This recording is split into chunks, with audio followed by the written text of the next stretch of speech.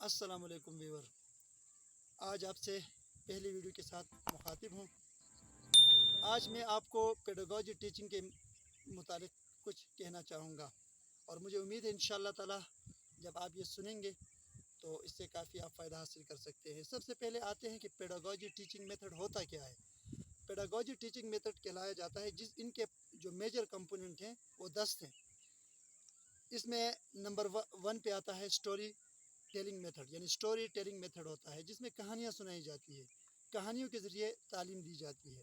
और इसके बाद सेकंड मेथड जो मैं आपको बताने जा रहा हूँ वो है टेक्स्ट बुक मेथड, जो हमारा निसाब होता है, टेक्स्ट बुक होता है, उन्हीं की तरीके। और तीसरा होता है लेक्चर मेथड, जिसमें लेक्चर ज़्यादातर लेक्चर दिया जाता है। इन तीनों को आज डिस्कस करेंगे इंशाल्लाह बारी बारी। तो सबसे पहले मैं आता हूँ स्टोरी टेलिंग मेथड पे। असल में स्टोरी टेलिंग मेथड है क्या?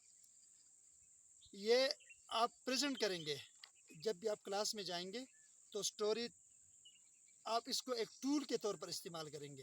कैसे करेंगे? और ये भी आपको बताना चाहूँगा कि सबसे पुराना तरीक़ा है।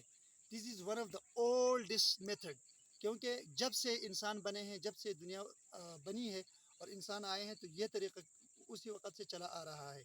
बचपन ही में से हम सुनते थे दादी नानी की कहानियाँ, ये कहानी वो कहानी। और इसका फ़ायदा ये होता है, और देखा है हमने, बेशक बसा औक़ात देखते हैं हम कि कहानियों से बहुत कुछ अख़ज़ किया जा सकता है। इसमें एक फ़ोकस रहता है और इमेजिनेशन होती है, आपके दिमाग में तस्वुरात आ जाते हैं, और साथ साथ वोकैबुलरी इसकी में भी बेहतर हो जाती है। मतलब कहानी किसके बारे में हो सकती है, ये मैं आपको बताना चाहूँगा कि सबसे पहले आपने ये नोट करना है, हमारी जो बुक्स में आती हैं या आप विदाउट बुक्स भी बयान कर सकते हैं। कहानी होती है हमारे लीडर्स के बारे में, हीरोज़ के बारे में, और जो हमारे रिलीजन स्कॉलर हैं, मजहबी स्कॉलर, उनके मुतालिक हो सकती है।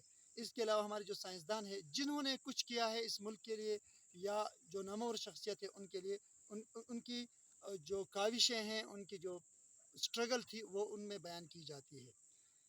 लेकिन ये बात आपने ज़रूर ध्यान में याद रखना है कि कहानी में इंटरेस्ट होना चाहिए। कहानी आप कैसी जो भी कहानी सुनाए, लेकिन जब इसमें इंटरेस्ट नहीं होगा तो फिर वो बच्चा नहीं सुन पाएगा, ना उसको इतना मज़ा आएगा। सबसे पहले आपने कहानी का इंटरेस्ट जो है उसको बनाना है, और कहानी अपने टॉपिक के मुताबिक होनी चाहिए, या जो भी कहानी आप सुनाना चाहते हैं आपको इसका एंड जो है वो टॉपिक पर लेके आना होगा। ऐसा ना हो कि आप कोई कहानी सुनाएं और जो टॉपिक चल रहा है उसके मुताबिक आपको कुछ नहीं है, तो इसका मतलब कि आपका टॉपिक फजूल है। आपने जो भी कहानी सुनानी है उस कहानी का जो एंड होगा वो इसी पे होगा जो कहानी का टॉपिक था, और आपने इसे इफ़ेक्टिव बनाना है। लेकिन एक बार फिर मैं आपको ये बताऊंगा, आपका टॉपिक तब तक क्लियर नहीं होगा जब तक आप इस स्टोरी का, जिसके कहानी का जो एंड है वो इस टॉपिक पर ख़त्म नहीं करते हैं। इसके बाद मैं आता हूँ, मुख्तसरन बताता हूँ क्योंकि वीडियो लंबी हो जाएगी, टेक्स्ट बुक मेथड। ये अगर आप देखें क्लास में, इसको फिजिकोलॉजी एनहेंस वे के को मद्देनज़र रखते हुए बनाया जाता है। टेक्स्ट बुक क्या होता है? ये इस बेसिस पर बनाते हैं कि वो देखते हैं बच्चे के एज को, बच्चे के इंटरेस्ट को, और इसके साथ साथ इसमें पिक्चर भी ऐड की जाती हैं बुक्स में, किताबों में। इसके अलावा बच्चे के सोचने का तरीका हो सकता है, इसमें एक्सरसाइज होती हैं, एक्टिविटीज़ होती हैं, और इन एक्टिविटीज़ के लिए बच्चा इसमें मशगूल रहता है। क्योंकि यह टेक्स्ट बुक की एक सिस्टम है, निसाब है। इसमें दो तरीके होते हैं।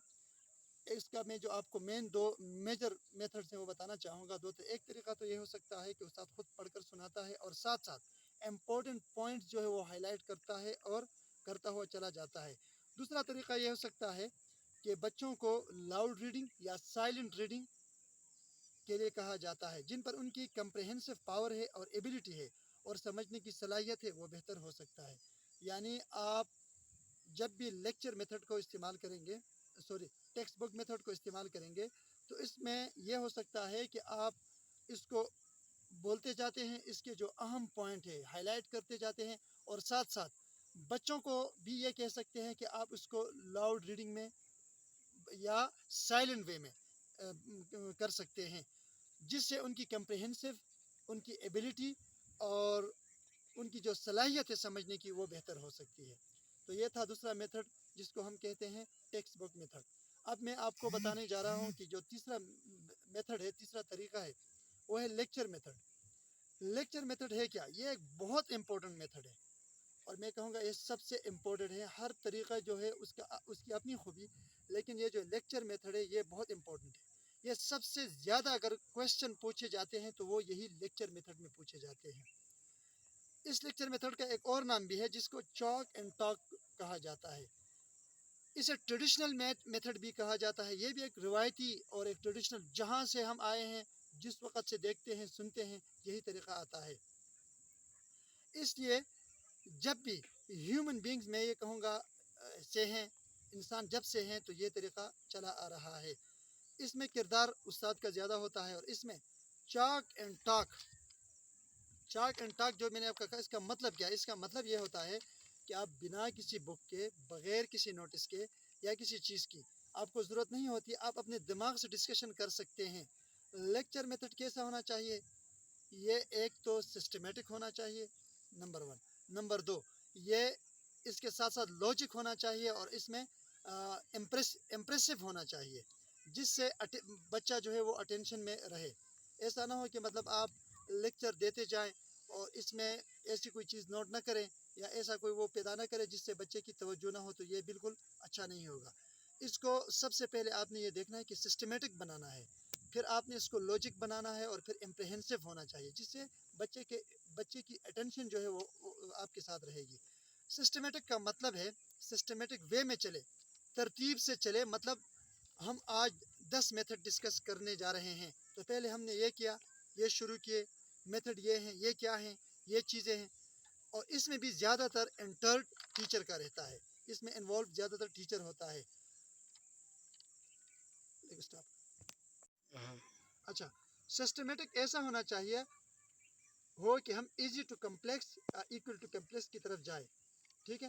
اور اس کے ساتھ ساتھ لاجک، اس کا مطلب یہ ہوتا ہے کہ یہ بات لاجک ہونی چاہیے، کہاں سے چیز آئی، کیسے کرنی ہے، وہ دھیان میں رکھنا. اور امپریہنسو یہ ہو کہ آپ نے کلاس کو جوڑ کر رکھنا ہے.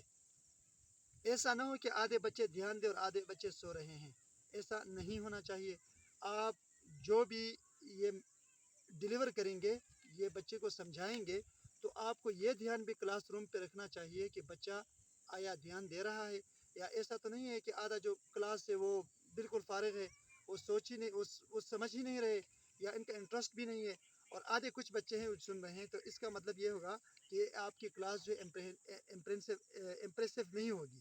آپ کو چاہیے کہ آپ اس کو امپریسو بنائیں، پورے کلاس کو جوڑے رکھیں، اور بچوں میں ایک انٹرسٹ پیدا کریں، ایک توجہ دیں. اس سے یہ ہوگا کہ انشاءاللہ وہ آپ کو توجہ سے سنیں گے. تھینک یو سو مچ. انشاءاللہ اور ٹاپک کے ساتھ آپ کے ساتھ پھر حاضر ہوں.